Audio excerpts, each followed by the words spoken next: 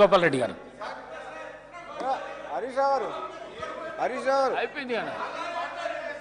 ధన్యవాదాలు అధ్యక్ష. ఎక్కడ మాట్లాడినా మధ్యలో ఇంటరప్షన్ అది కూర్చో. హరీష్ రావు గారు 5 minutes అయిపోతుంది.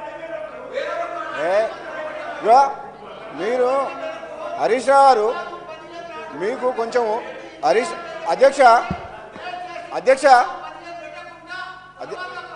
అధ్యక్ష ఇప్పుడు మేము అధ్యక్ష 10 ఏళ్ల పాటు వాళ్ళ పరిపాలనలో ఎన్ని తప్పులు చేసినా సరే మేము అటుపక్క కూర్చొని గంటలు గంటలు ఉపన్యాసాలు ఇస్తుంటే మేము విన్నాం అధ్యక్ష.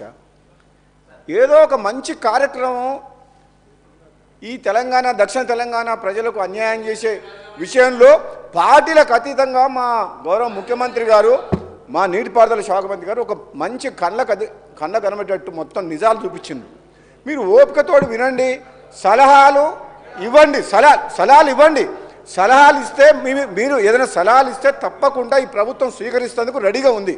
ఎందుకంటే రాష్ట్ర ప్రయోజనాలను దృష్టిలో పెట్టుకొని ప్రతిపక్ష పార్టీల సలహాలు సూచనలు తీసుకొని కేంద్ర ప్రభుత్వం దగ్గర పెండింగ్ ఉన్న పర్మిషన్స్ ఎందుకు ఇప్పుడు తీసుకురావాల్సిన పరిస్థితి వచ్చిందంటే మీరు ఆనాడు తొందరపాటు చర్య వల్ల పాలమూరు రంగారెడ్డి కావచ్చు, ఇంకో ప్రాజెక్టు కావచ్చు, మీరు ఒక డిసిప్లిన్గా సిస్టమేటిక్గా పర్మిషన్ సిడబ్ల్యూసి క్లియరెన్స్ కానీ ఎన్విరాన్మెంట్ క్లియరెన్సెస్ కానీ ఇటువంటి అన్ని అష్యూర్డ్ వాటర్ అలొకేషన్ కానీ లేకుండా తొందరపాటు చర్య వేల కోట్ల రూపాయలు మిత్తిల బ్యాంకుల నుంచి రుణాలు తీసుకొచ్చి ఈ రాష్ట్రాన్ని అప్పుల పాలు చేసి ఆగం చేసిండ్రు. ఇప్పుడు మా పనేంది?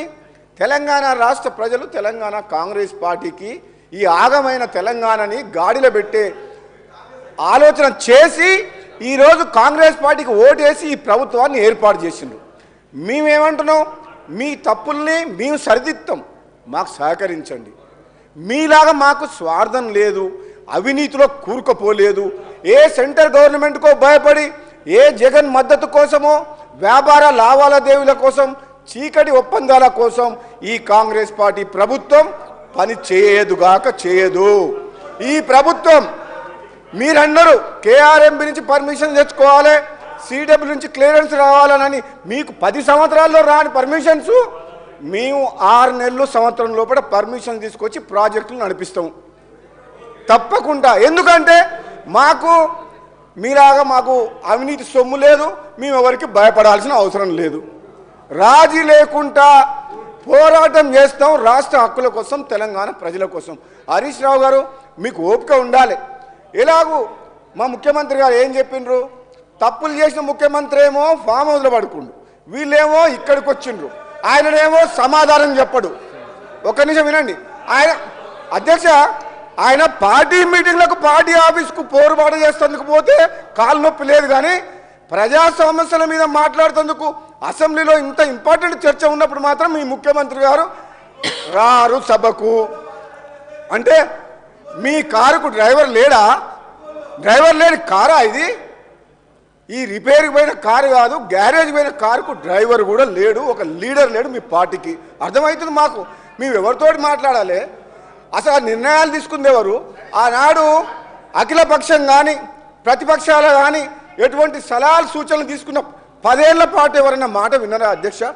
ఒక్కరిని మాట్లాడనీయకుండా మాకే తెలివి ఉంది, ప్రాజెక్టుల విషయంలో కానీ ఇంకో విషయంలో కానీ అన్నీ మేమే చేస్తాం, మీకు అసలు తెలివే లేదన్నారు కదా. ఎందుకు కాళేశ్వరం కూలిపోయింది? ఎందుకు ఈ కృష్ణా వాటర్ దోపిడీ వాటర్ అవుతుంది? ఈ ప్రాజెక్టులు ఎందుకు ఆగిపోయినాయి? మీరు అక్కడికి ఎందుకు కూర్చున్నారు? అటుపక్కకి ఎందుకు పోయినరు? ఇక్కడ ఉన్నోళ్ళు ఇంకా మీకు అర్థం కాలేదా? అధ్యక్ష నేను నల్లగొండ